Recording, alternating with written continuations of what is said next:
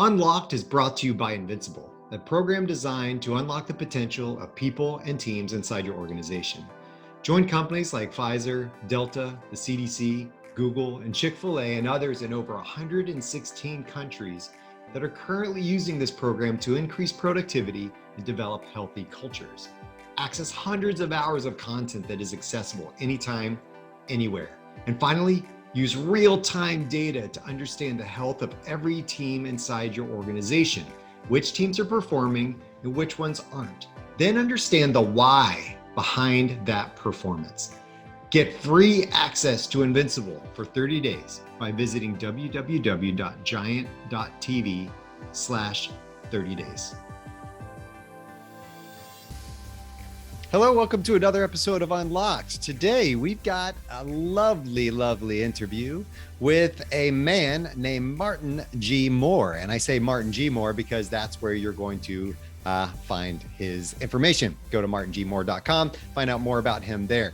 Martin is a performance coach for leadership, for CEOs, and for those individuals looking to up their game in that realm. He just launched a new book last fall and has a podcast alone, 2 million downloads at this point in over 100 countries. He is making some ripples in the space, and we are going to get some insights from him. No BullSht Leadership, title of the book, title of the podcast. And yes, I said that because he doesn't mess around. The title of his book follows the mentality of the way he thinks leadership should be. There's a lot of fluff in that space, and trust me, I'm there as well. There's a lot of content out there, and there's a lot of value that it brings, but there is also a lot of fluff. Well, Martin, he doesn't beat around the bush. He cuts to it and tells us exactly what he thinks the core problem is with leadership. We talk about that a lot in this podcast. So go ahead and listen up because it's important. What we talk about here is important, not only for you, but the people you lead. And not only for you at work and the people you lead at work, but the people you lead at home and leading yourself. So I am super stoked for this interview. Let's go, Martin.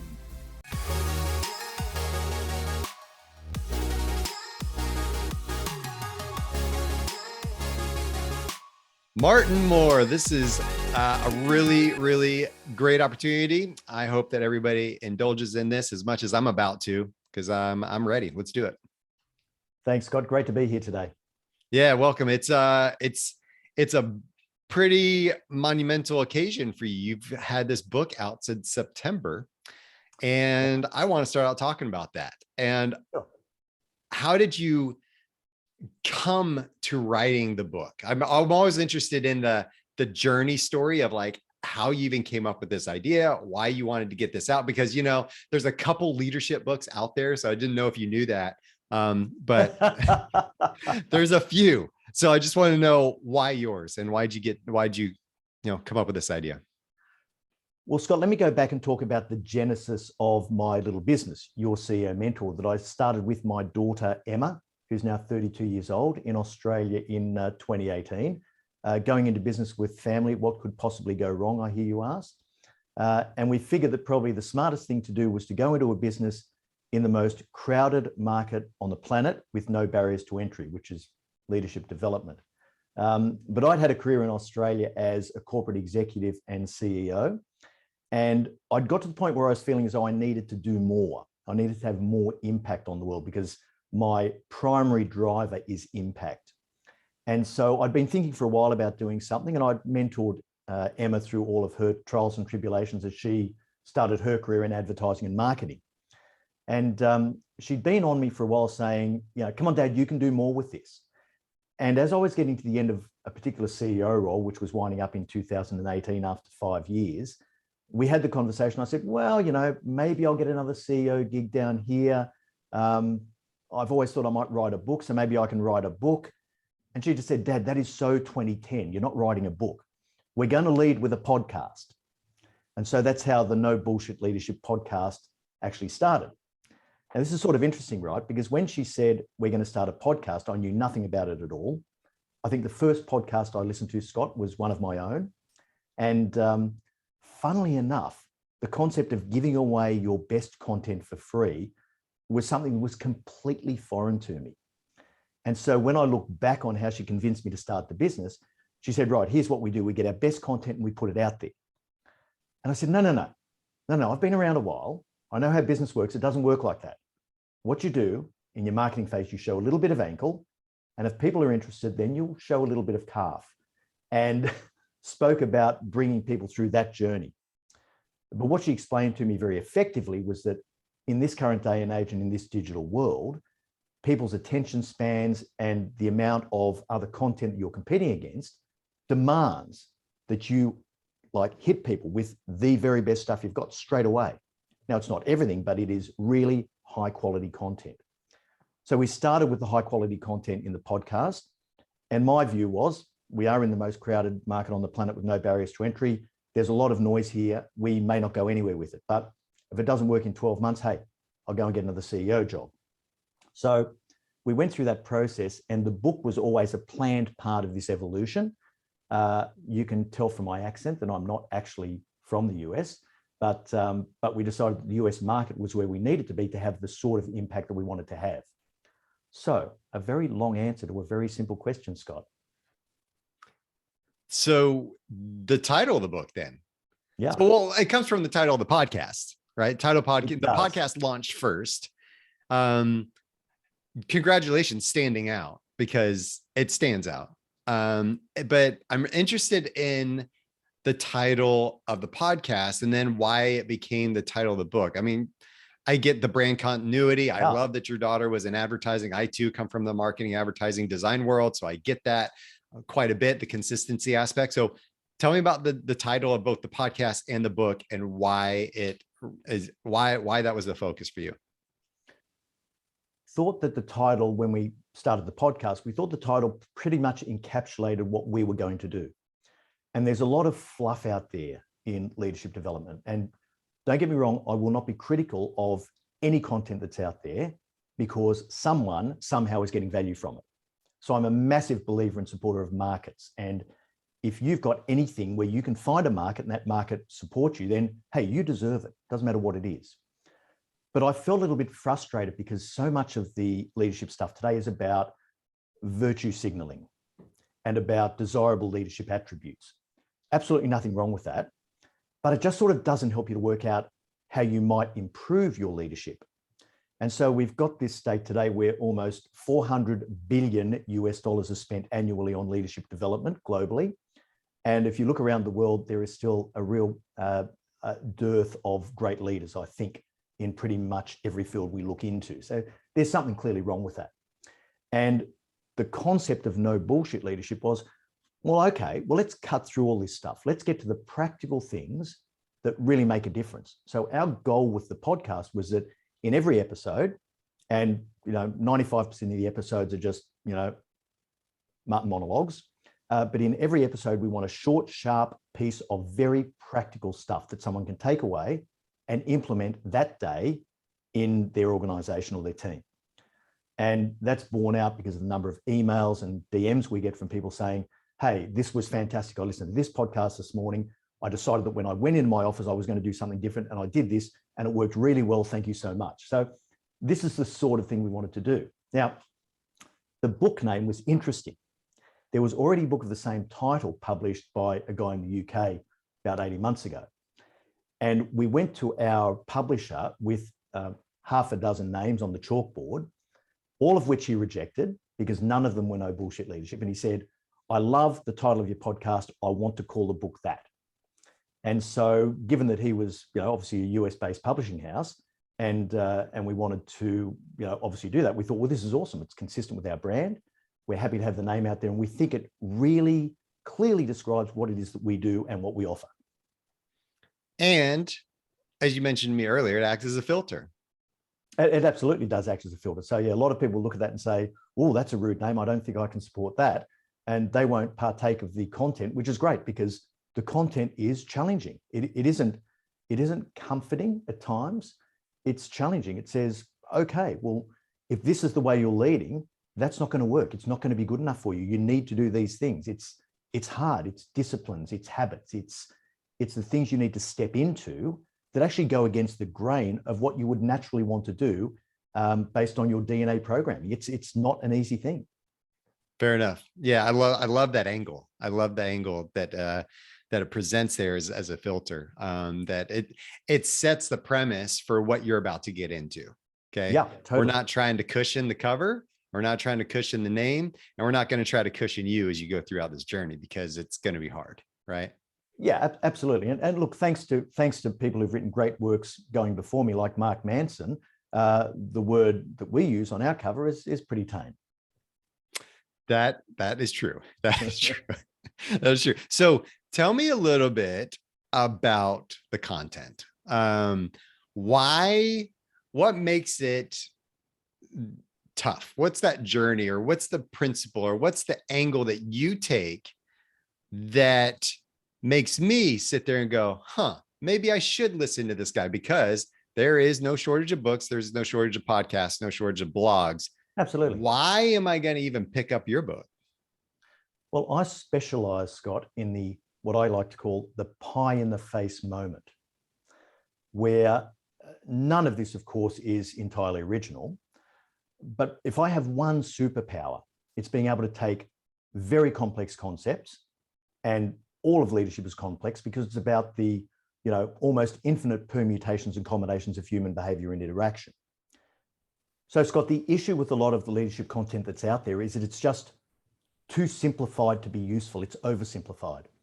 And if you look at, there's an old Monty Python sketch, a parody of a children's show called How to Do It, where they teach kids how to build box girder bridges and split the atom and so forth, obviously in a very oversimplified way. But my favorite is when they're teaching kids how to play the flute.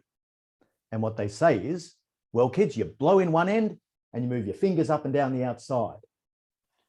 Now, that is absolutely true, but it's completely useless. It's too nebulous and too general to actually do anything with. And so a lot of the leadership content is like that, where we nod and we go, oh yeah, and we identify with it. We feel motivated and inspired and we feel warm and fuzzy, but then we can't do anything different about how we actually lead. So the whole premise about what I do is to say, okay, well, if you want to lead better, here's the things you need to focus on. And I've got 7 things that are requisite to becoming even a competent leader, let alone a great leader. And it starts with value. And because of all of the virtue signaling content that's out there, I think people have tended to start thinking that leadership is about being a better person or being someone that other people aspire to. Now, there's nothing wrong with that, and those are good things, but what are you actually going to do to be a better leader? Because while you're consuming the content and feeling warm and fuzzy, the people in your team are going, I wish I could work for someone else.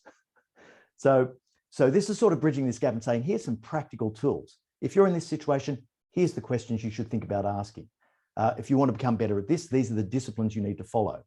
It's about developing good habits and disciplines, which sometimes go against the grain of what's programmed into our DNA. It's tough. So you've got seven things, and I got to hear one. You got to give me something. Give Mate, me I'll fly you over the top of all 7 because I can do that very, very quickly. Oh, beautiful. Love it. The very first thing is deliver value, right? That's number 1. Mm-hmm. That's why you're there as a leader. Forget the other stuff, deliver value first and foremost. Handle conflict, build resilience, work at the right level, stop doing other people's jobs for them, do your own. Master ambiguity, make great decisions, and drive accountability, the key to successful execution.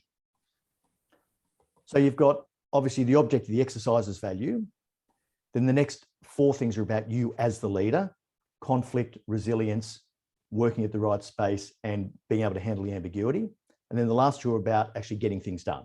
Great decisions executed well through accountability. Good. I like the format. That's powerful, and it's simple. You've kind of chunked it out, narrowed it down to those core ones. Which one's your favorite? Mine's actually drive accountability.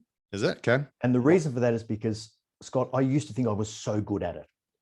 And I used to think I was the best executive at execution on the planet. And I used to pat myself on the back, something shocking. I would have maybe said I was overconfident about it. And then a couple of things happened. a number of years ago where I realized that I had an Achilles heel in the way I was doing things.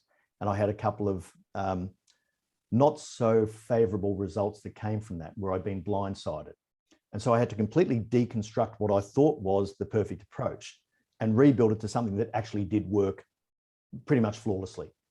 And so to be able to execute single point accountability, as I like to say, one head to pat, one ass to kick, they both belong to the same person, but to execute that in complex organizational structures is really tricky.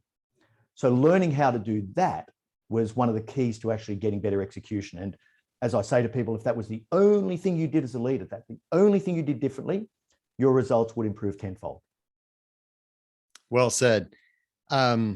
Yeah, that realization thing's a real kicker, isn't it? It's owning an agency for 12 years as I did in that advertising space and working through communication, because that's what I did. I communicated. I helped companies communicate with the world for a long time.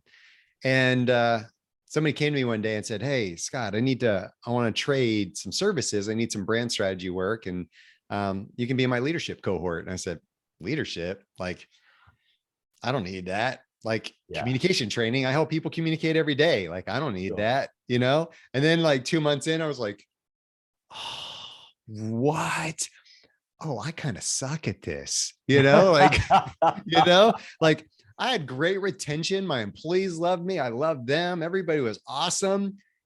But I realized that I was not very clear in my communication and that it undermined my influence and that I had a hard time executing because I had so many ideas going off all over the time, but people didn't understand me well. There was an execution problem for sure. And it took me that journey to realize that. And it was just like, wow. Okay.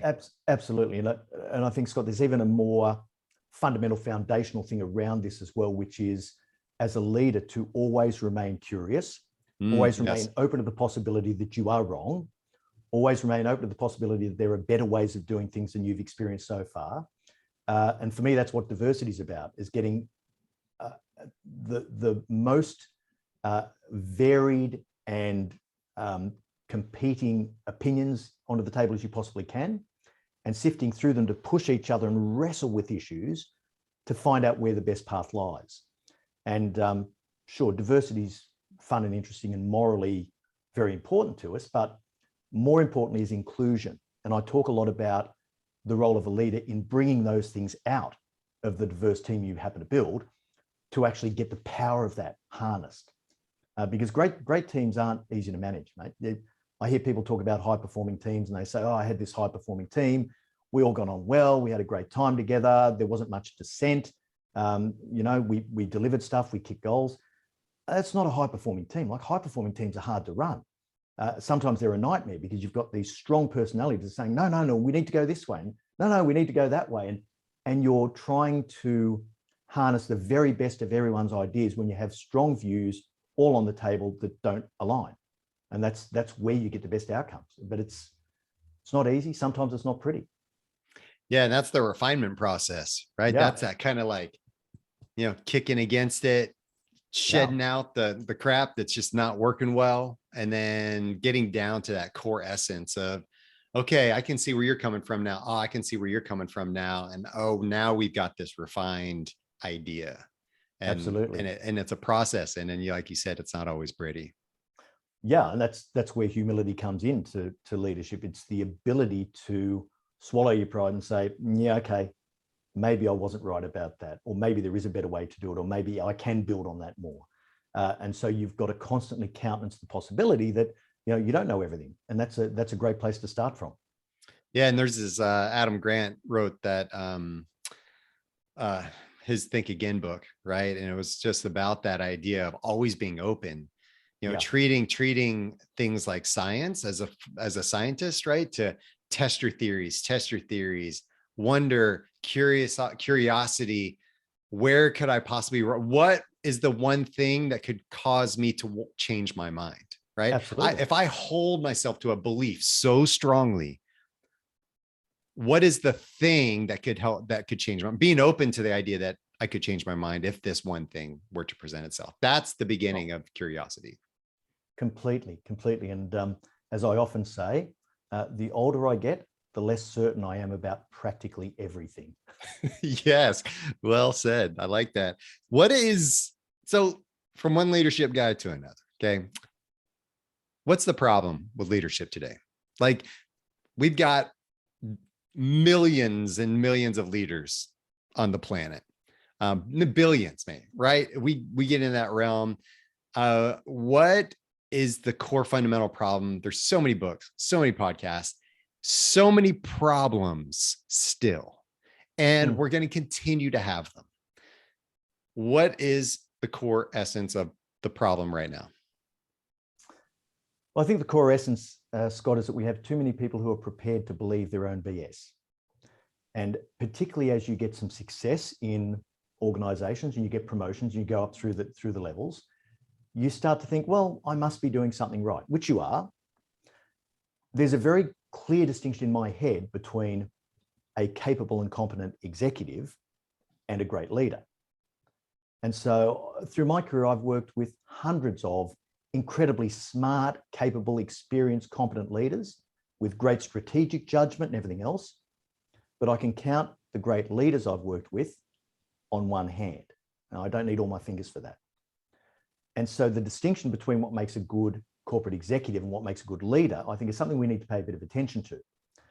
And the problem with leadership stuff is that a lot of people gauge themselves on their own intent, not their own actions. And so they do the checkbox in their head. Yes, I'm this person. For example, ask any leader what values are important to them. And I bet that somewhere in their top three, they're going to say integrity. Integrity is so important to me. Mm-hmm. Go and talk to their teams. Go and talk to their teams about, do they have integrity? Do they do what they say they're going to do? Are they consistent and reliable? Do they uphold the values that are printed out on the glossy brochure on the wall of the corporate foyer?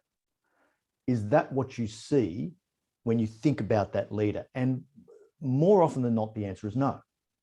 Now, in the individual's mind, yes, I have high integrity. I listen to podcasts, I read books, and I identify with those aspirational virtues. But my habits, my disciplines, the way I do things are dominated by self-interest. And so that stops me from doing what I say I would naturally do. And so you've really got to be prepared to, in terms of solving this, to not just skirt around the symptoms, but to get to the root cause of the problem, which is stop kidding yourself. Like, there's ways to measure this stuff. Stop kidding yourself. Look at what you're doing critically. Ask other people how they perceive your leadership and do the work. If you don't do the work, that's fine, but don't kid yourself that you're a great leader, because you're not. You're never going to be. Okay. Call it like you see it, right? Absolutely. And I love this intent versus actions, because I think that a lot of people live their lives like that in their personal life and in their professional life. And like us all, we are blind to what we're blind to. Absolutely. And that's a problem. And don't get me wrong, Scott, I'm not standing up on the moral high ground lecturing here. What I'm saying is, I'm just a guy who decided I was going to work on this stuff, and I put myself to task on it, and I held myself to account, and I didn't give myself wriggle room. Now, I was kind on myself and I made mistakes, because that's part of the process. But I'm just a guy who said, I'm not going to do this anymore, because I can see the impact it has on my people. I can see how me not being good at this thing, whether it's, having a hard conversation, giving feedback, whether it's making judgments in a certain way that actually balance the different stakeholders' interests, as opposed to just doing what's best for me, all of that sort of stuff, you just got to decide to do it and work on it. And it just takes time. Sometimes it's just, you want to learn to ski better in powder, just miles under the skis. Just keep doing it until it feels comfortable. And very few people, I think, make that choice or even admit that there is that choice to make. Progress is a process. Absolutely. Right? And so you have a pretty ambitious goal, that you want to shape leadership globally with everyone, everywhere. That's what we call a vision. Yeah. For those of you who don't understand what vision is, that is vision, to have that kind of impact on the global economy and what we can produce. So how do you plan to do that? I mean, this book is great. I imagine it's fantastic. And, but honestly, the book isn't going to impact every leader in the world globally and today, and they're going to change, right? So what's your plan? How do you plan to do that? Well, funny you should ask, Scott. You're right about the book, right? That'll get into a bunch of people's hands, not enough to shift the dial in any meaningful way. What we've seen, though, is that the opportunity provided by, our digital world is phenomenal. And when we look at the podcast, so we've had, after only 3 years, we've had over 2 million downloads of the podcast in 100 countries. Now that's making a little ripple, just a little one. And there's a lot of leaders who are doing things better because, as I said before, I heard this morning. I worked out how it was going to help me with this problem, and I went and put it into practice. So now I've got a bit more confidence that I can change some things for the better. So this is making a difference, and it makes a difference not just to people at work as they lead, but to how they are at home. So the number of messages we get talking about how, okay, yes, I'm a better leader, but I'm also a better father. I'm a better husband. I'm a better friend. This is making a difference. And to change, as we say, to improve the quality of leaders globally, we're not going to get the people at the high end. We're not going to get the people who are CEOs of multi-billion-dollar companies necessarily. We'll get a few, but not enough to make a difference there. Our main audience that we strike is in this mid-career layer, just where they've got to the point where they go, okay, well, leadership it's harder than it looks. When I was 28, I thought I was going to be a millionaire by 35, retired by 36, all that sort of stuff. Didn't happen. And now leadership looks harder than I thought it was going to be. And I'm struggling with it. And so this puts tools in their hands at the time that they're most ready. Now, those leaders, as they come through and go through the ranks, because they will, because this is all about performance, right? This is not about feeling better about yourself. This is doing better by your organization and your people. So it's results oriented. They're going to get results. They're going to get promotions. They're going to end up in higher positions. And those leaders are the ones that are going to change it. This is a generational thing, right? It's not a, we've been going for 3 years and by year 4, we've got world domination, right? So it's just our view, and it's a long-term vision, and it's all about coming back to the impact thing. Like I realized that even if I was CEO of, a top 10 Fortune 500 company, how many people am I going to impact directly? Maybe 100, and 50 of those don't want to be impacted. So instead, we're reaching, tens of thousands of leaders every week with this content, and we've only just started. That's powerful. That's powerful. Don't sell yourself short there, Martin. We could, by next year, we could all have tattoos of No BullSht Leadership, and it could be incorporated into everything we're doing. So I'll have to design one up. I will share one tattoo story with you. Okay. Now, I don't have any. I'm not going to go all weird on you here, Scott. Don't worry. Oh, dang. I thought you were going to show us, but okay, go ahead. No, Emma and I did think of getting a company tattoo, but it wasn't going to be, a logo or anything else. It was going to be the symbol for grace under pressure.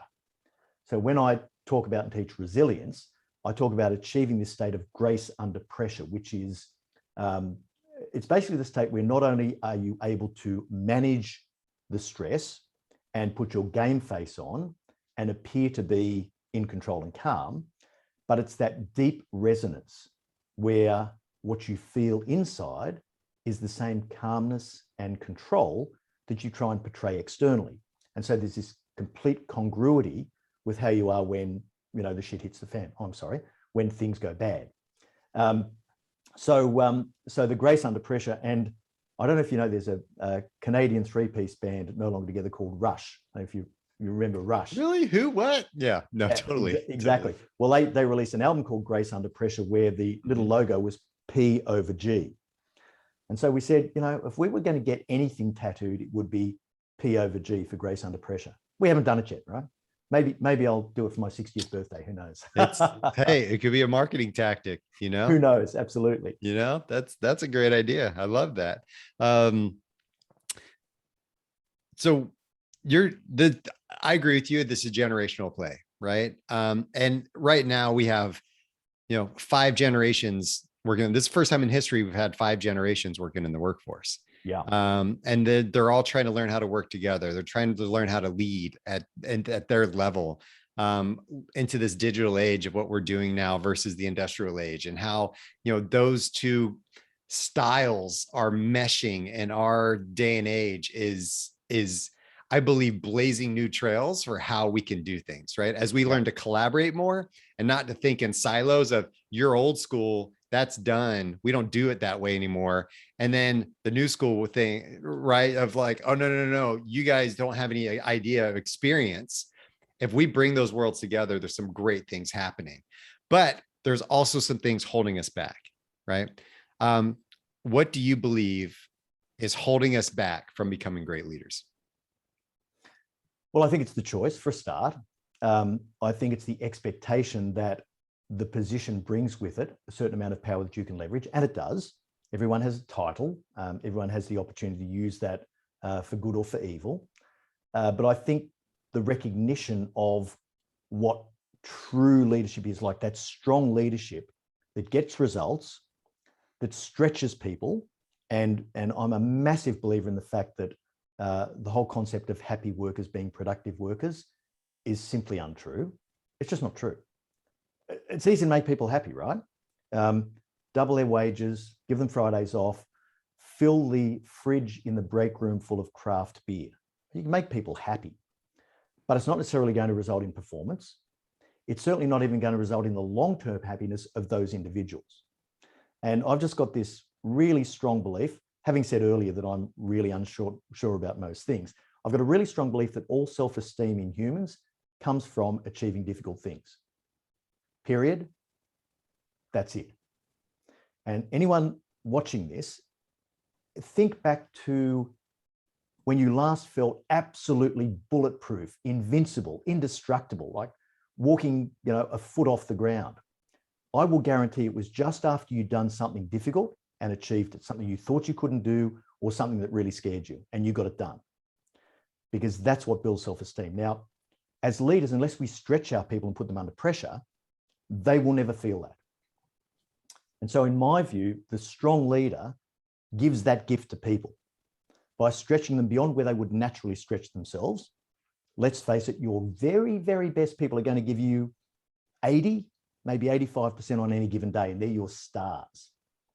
So stretching people is a real art. You've got to know them individually. You've got to be connected to them. And all of this gives you superior performance in your team and organization. And it's also good for the individual. So I believe that this isn't different in different generations. I believe it's the core of human nature. And so if you can actually pull that off with any of these different generations in the workforce, you'll do okay. I could be completely wrong. Let's have a look in 10 years, right? I could be. But I just have this firm belief from having led for many years in large companies that this is when I see people to be at their best and their happiest. Not when we've given them Fridays off and put the ping pong table in the break room, right? That's not what's driving people and making them feel better. You said the biggest mistake that companies are making. They fail to enforce stated values and desired behaviors. So enforcement of those things. Self-interest dominates, and path of least resistance is the one most chosen. So that's kind of a list, 3 things, right? They fail to enforce those values and behaviors, self-interest, and the path of least resistance is really the one that gets chosen. So, and it sounds like based on everything we've been talking about, I can see why you believe that those are the things that are creating, ineffectiveness and holding us back from making progress. Yeah, for sure. I mean, even if we just look at the micro examples that come from self-interest. Now, if I'm a leader who's focused on self-interest, not knowingly, but unconsciously, I might see a team member who's reporting to me who is not performing to the standard I'm trying to set. I've got 2 choices. I can succumb to my fear, apprehension, and anxiety and rationalize why I don't really need to have the conversation with them. Well, they're pretty good at this and they're okay at that. And I don't want to make them unhappy because that might demotivate them. and then they won't be productive. And all of the things that we tell ourselves to rationalize so that we don't do something. If I truly thought about that individual, I'd say, what does this person need to hear right now in order to improve, in order for their performance to be at the acceptable level and to give them a fair crack at having some career advancement? And I've got to tell you, Scott, one of the most heartbreaking things I ever saw as a leader was to see people who were like in the twilight of their career, 50 years and older, who they'd just never been told. And I could come in and just observe something where I go, well, that's an obvious fatal flaw, but it can be fixed. And I'd give them feedback. And it was the very first time in their long career that they'd ever heard these words come out of someone's mouth, because the leaders they'd had previously just didn't have the guts to sit down and tell them the truth. And ironically, and the sad part about this is that if you do take the effort and emotional investment to have that conversation, they look at you skeptically as if to say, my last 20 years of performance reviews say I'm doing an awesome job. So it's not me, it must just be you. That's heartbreaking. People have been robbed of the opportunity to grow and improve. And so if you're driven by self-interest, you will succumb to your fear, apprehension, and anxiety, and you'll rationalize why you don't do something. Mm-hmm. If you're driven by someone else's best interest and you can put that aside, you can be of service to them. You can be a true servant leader. Now, the concept of servant leadership is a tricky one because a lot of people think it means they have to hand the keys over to their team. It's not what it means. But to be in true service of others, you have to be a strong leader who can have those conversations when they need to be had, who can help their people to where they need to get to, while also having some pretty serious expectations about behavior and performance. I call it fighting for the highest possible good of the people you're leading, right? And totally. It's the principle of I'm either for myself or I'm for you or I'm against you. And as long as you feel like I am for you in some way, shape, or form, that trust leads to productive conversations. Yeah. Hard conversations. I even say, remember that coach you had back in school and when you played sports that made you do hill sprints over and over and over and over again? Oh, yeah. Don't tell me you got excited when the hill sprints came up. Nobody got excited about that, but you knew that the coach was doing it for your best possible good. He was fighting for you, helping you improve. It sucked, but it's something that you needed to do to improve. And that's, as long as you feel like you can have those conversations, and that's the thing that, hey, here comes my boss again. I know he's going to make me do hill sprints, right? Figuratively, but yeah. I know it's for a good cause. Like that's that thing that you're talking about. That's so critical. A lot of leaders come in and they're just like, I'm really good at my job. You're not as good at the job as I am. Exactly. Just listen to me and it'll all work out. Right? That's exactly right. Yeah. And one of the interesting things about the wind sprints analogy or the hill sprints analogy, I love it. If you take that to its natural conclusion. Now, if the only thing you focus on is the work, doing the hill sprints, here comes the coach again. Yeah, you're going to drag your feet. There's no doubt about it. That's got to actually be connected by the leader to that last 5 minutes of the game where both sides are exhausted, but because you've done those extra hill sprints, you're the ones that have the stamina to last out and win. And so, yeah, do the work, but there's got to be that connection that says, and here's the result because you did the work. Let's not drag our feet next time we're doing hill sprints because you know why it's valuable. Mm-hmm. And that's the beauty of being able to have that impact.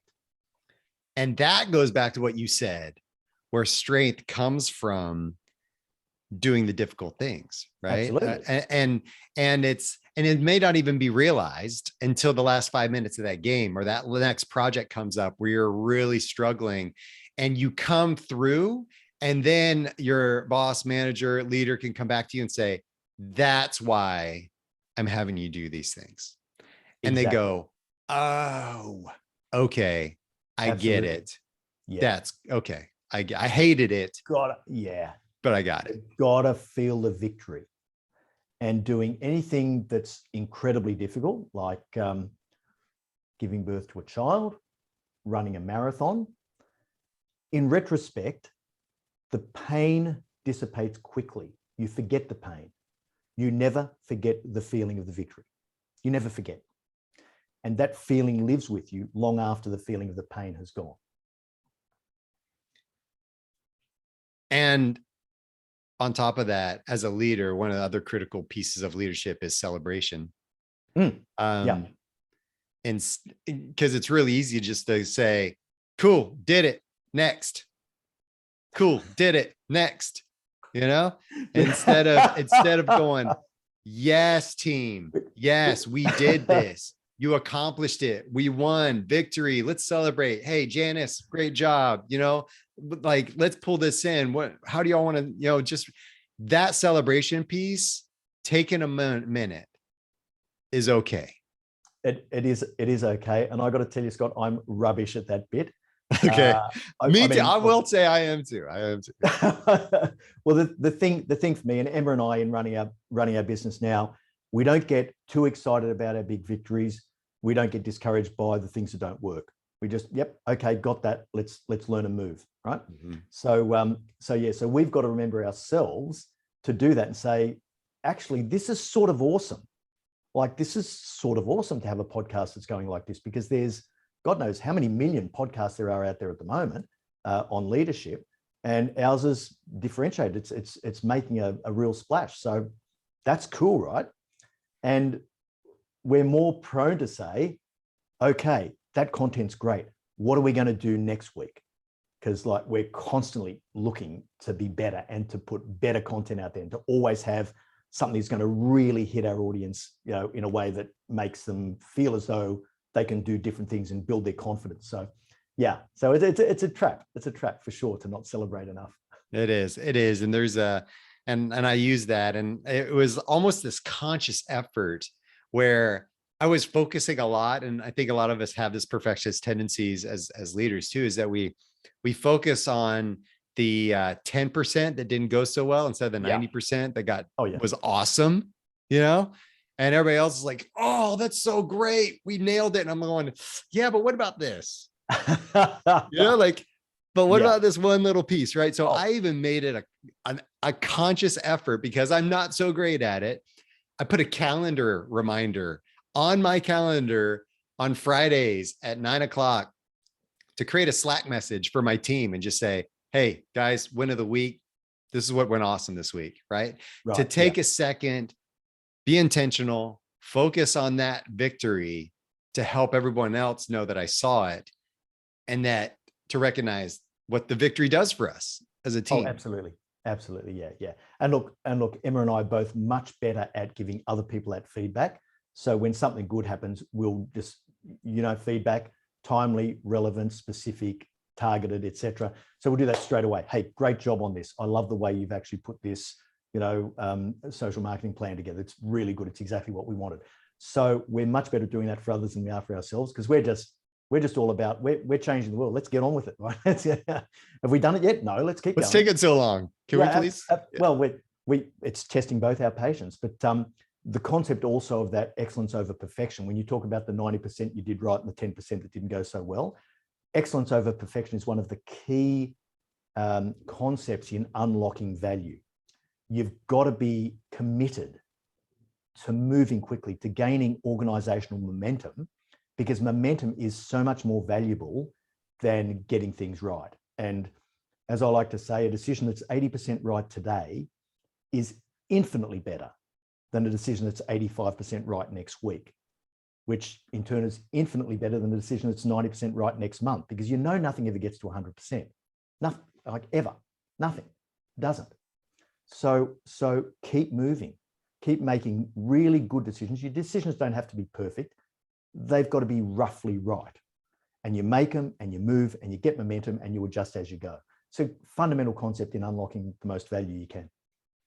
Well, and that's an excellent way to kind of round this thing out, this conversation, unlocking value, not only because it's the name of the podcast. So thanks for doing that, but this concept and idea of value, you've mentioned it.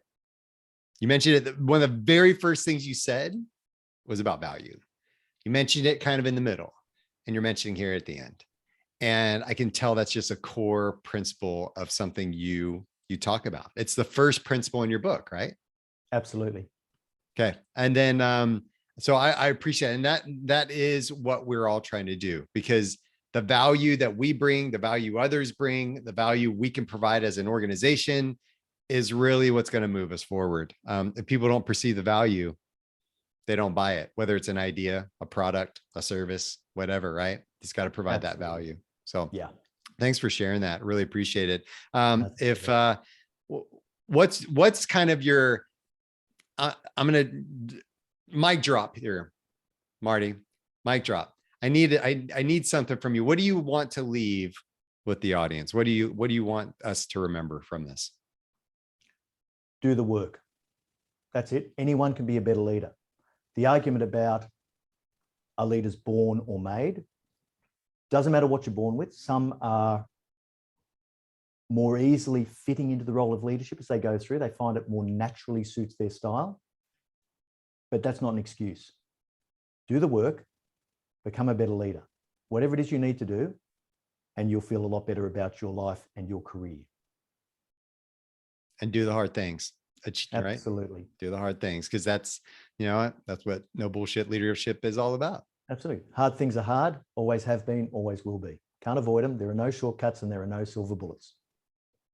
Amen. Amen, brother. So how do we get a hold of the book? I imagine there's a small company called Amazon where we can get that book.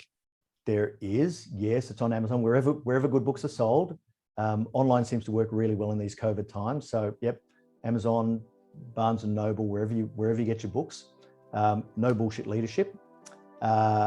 I think in terms of me, martingmoore.com has everything you'll need to know. So martingmoore.com, and on social media, it's at your CEO mentor. Brilliant. And the podcast? Podcast, No BullSht Leadership. Once again, Spotify, Apple, Stitcher, Google Play, Pandora, wherever you listen to your podcasts, it's there. Cool. It is fantastic. So I appreciate those insights, and I appreciate the insights on the show. I've been filled, and hopefully the audience has been as well. So Martin, thanks for everything, man. Good luck on the book and the show and everything else you're doing. Thanks so much, Scott. It was great talking to you. Thanks, mate. It's all about unlocking value. Value. He talked about that at the very first principle of his book. He talked about that. He talked about it at the very end. He talked about it in the middle. We talk about unlocking value a lot in this interview. There's a couple core things. So yes, it's the first principle of his book.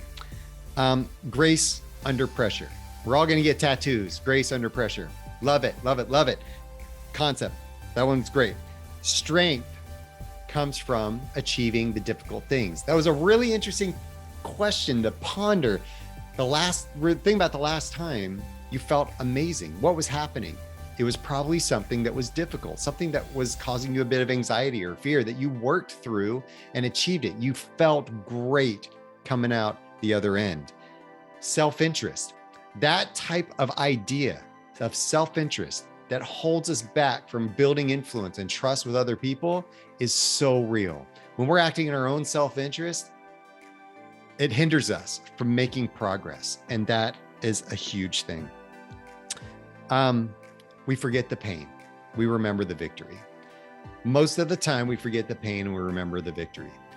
The victory is where we want. It's that idea. In marketing we talk about, right? That ideal picture of what could be. What do we want to transform into? That hope and that passion that drives us to be better.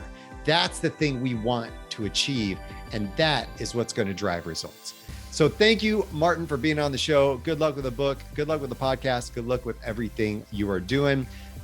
We have some other tools, some other assets that you can indulge in here on my website, on my YouTube channel, various other resources that I have for you there. So go check those out. They are available for free for you to learn and be better. So like, subscribe, comment on my YouTube channel, SkotWaldron.com, email list, blog, all that other stuff.